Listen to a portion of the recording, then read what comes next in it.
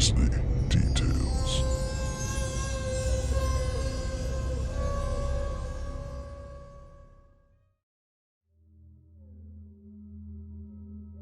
The Ghosts by Lord Dunsany. Performed by Don Tackett.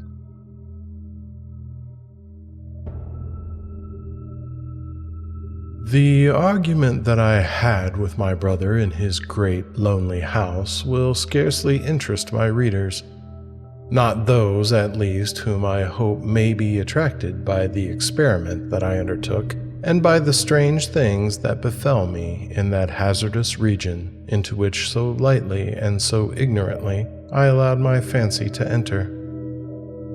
It was at Onele that I had visited him. Now, Onele stands in a wide isolation in the midst of a dark gathering of old whispering cedars.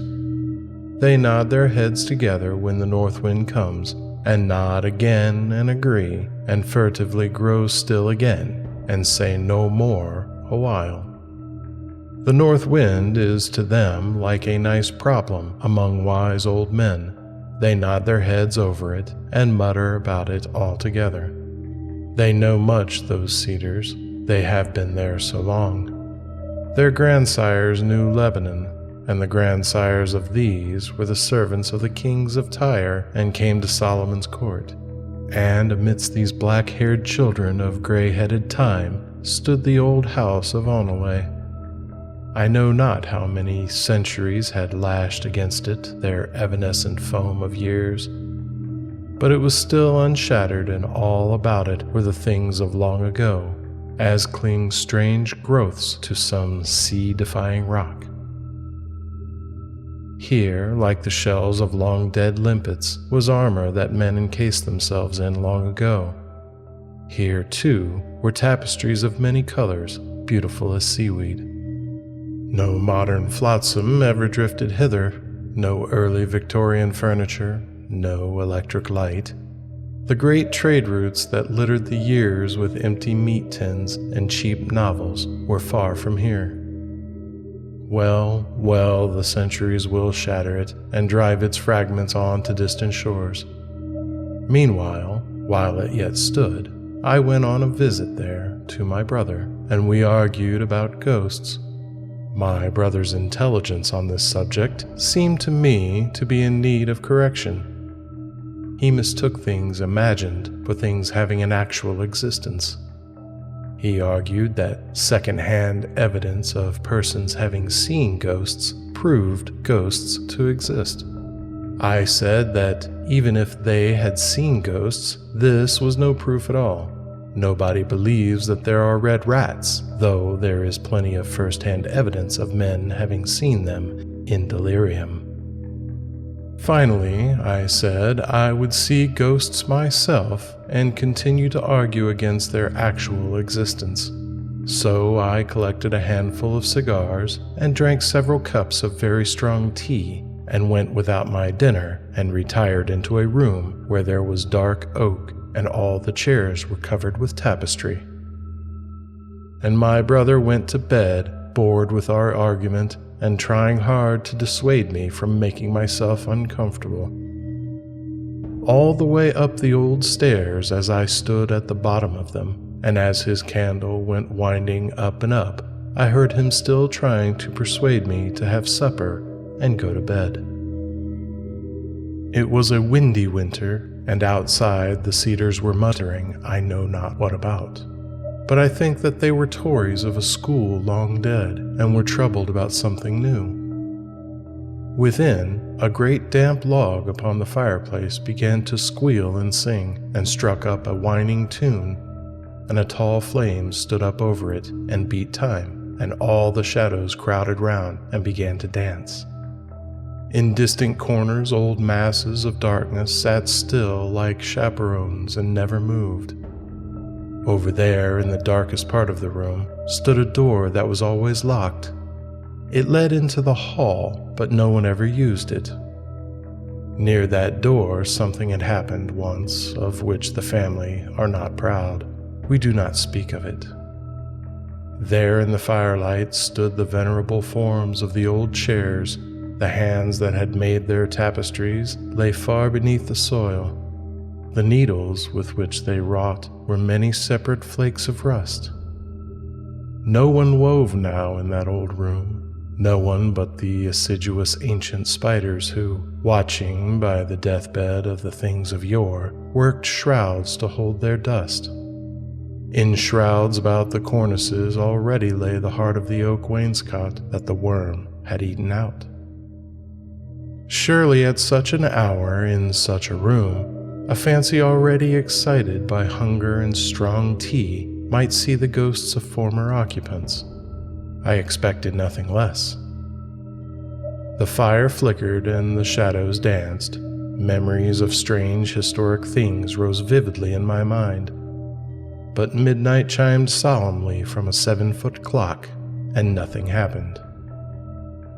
My imagination would not be hurried, and the chill that is with the small hours had come upon me, and I had nearly abandoned myself to sleep, when in the hall adjoining there arose the rustling of silk dresses that I had waited for and expected. Then there entered 2 by 2 the high-born ladies and their gallants of Jacobean times. They were little more than shadows, very dignified shadows, and almost indistinct. But you have all read ghost stories before, and you have all seen in museums the dresses of those times. There is little need to describe them. They entered, several of them, and sat down on the old chairs, perhaps a little carelessly considering the value of the tapestries. Then the rustling of their dresses ceased. Well, I had seen ghosts, and was neither frightened nor convinced that ghosts existed. I was about to get up out of my chair and go to bed, when there came a sound of pattering in the hall, a sound of bare feet coming over the polished floor, and every now and then a foot would slip, and I heard claws scratching along the wood as some 4-footed thing lost and regained its balance. I was not frightened, but uneasy. The pattering came straight towards the room that I was in. Then I heard the sniffing of expectant nostrils. Perhaps uneasy was not the most suitable word to describe my feelings then. Suddenly, a herd of black creatures, larger than bloodhounds, came galloping in. They had large, pendulous ears. Their noses were to the ground, sniffing. They went up to the lords and ladies of long ago and fawned about them disgustingly. Their eyes were horribly bright and ran down to great depths. When I looked into them, I knew suddenly what these creatures were, and I was afraid. They were the sins, the filthy, immortal sins of those courtly men and women. How demure she was, the lady that sat near me on an old world chair. How demure she was, and how fair to have beside her with its jowl upon her lap a sin with such cavernous red eyes, a clear case of murder. And you, yonder lady with the golden hair, surely not you. And yet that fearful beast with the yellow eyes slinks from you to yonder courtier there, and whenever one drives it away, it slinks back to the other. Over there, a lady tries to smile as she strokes the loathsome furry head of another's sin, but one of her own is jealous and intrudes itself under her hand. Here sits an old nobleman with his grandson on his knee, and one of the great black sins of the grandfather is licking the child's face and has made the child its own. Sometimes a ghost would move and seek another chair, but always his pack of sins would move behind him. Poor ghosts, poor ghosts. How many flights they must have attempted for 200 years from their hated sins. How many excuses they must have given for their presence, and the sins were with them still, and still unexplained. Suddenly, one of them seemed to scent my living blood. and bayed horribly, and all the others left their ghosts at once and dashed up to the sin that had given tongue. The brute had picked up my scent near the door by which I had entered, and they moved slowly nearer to me, sniffing along the floor and uttering every now and then their fearful cry. I saw that the whole thing had gone too far, but now they had seen me. Now they were all about me. They sprang up, trying to reach my throat, and whenever their claws touched me, horrible thoughts came into my mind, and unutterable desires dominated my heart. I planned bestial things as these creatures leaped around me, and planned them with a masterly cunning. A great red-eyed murder was among the foremost of those furry things from whom I feebly strove to defend my throat. Suddenly it seemed to me good that I should kill my brother. It seemed important to me that I should not risk being punished. I knew where a revolver was kept. After I had shot him, I would dress the body up and put flour on the face, like a man that had been acting as a ghost. It would be very simple. I would say that he had frightened me, and the servants had heard us talking about ghosts. There were 1 or 2 trivialities that would have to be arranged, but nothing escaped my mind.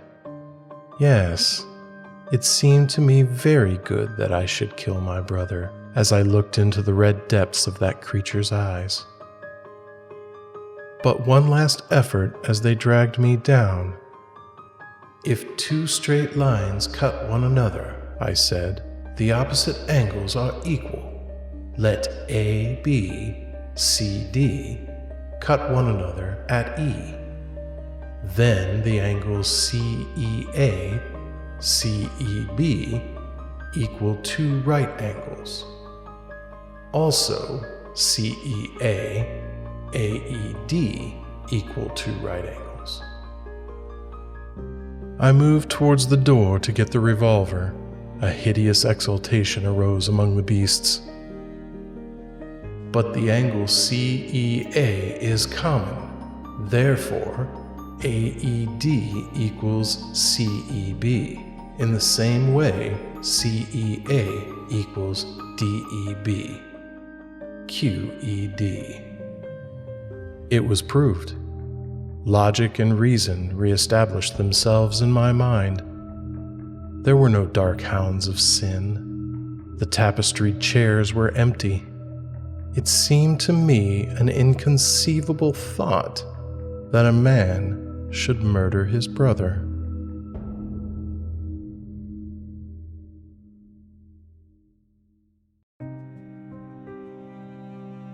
I'd like to thank y'all for stopping by this evening.